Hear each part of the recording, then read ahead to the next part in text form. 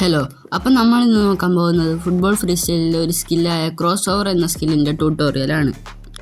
Cross over ചെയ്യുമ്പോൾ നമ്മളുടെ strong foot കൊണ്ട് റെവല്യൂഷൻ ചെയ്ത് വീക്ക് ഫുട്ട് കൊണ്ട് ടാപ്പ് ചെയ്യുകയാണ് ചെയ്യുന്നത്. ഏറ്റവും സിമ്പിളായ ഒരു ഫ്രീ സ്റ്റൈൽ ട്രിക്ക് കൂടിയാണ് ക്രോസ് ഓവർ എന്നത്.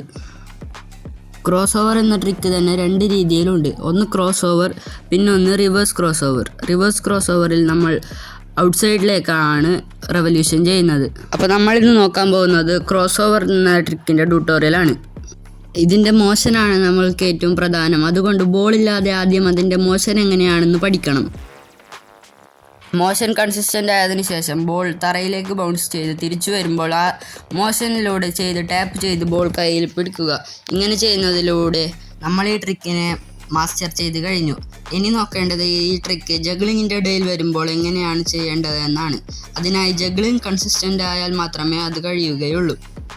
ജഗ്ലിങ് എങ്ങനെ ചെയ്യാമെന്നതിൻ്റെ ഒരു മുഴുവൻ വീഡിയോ തന്നെ എൻ്റെ ചാനലിലുണ്ട്. അതിൻ്റെ ലിങ്ക് ഞാൻ ഡിസ്ക്രിപ്ഷനിൽ കൊടുക്കാം. ജഗ്ലിങ് കഴിയുന്നില്ലെങ്കിൽ ഫുഡ് സ്റ്റാളിലൂടെയും ക്രോസ് ഓവർ ചെയ്യാവുന്നതാണ്. ഇനി എൻ്റെ കുറച്ച് ഫ്രീ സ്റ്റൈൽ സ്കില്ലുകൾ കാണാം.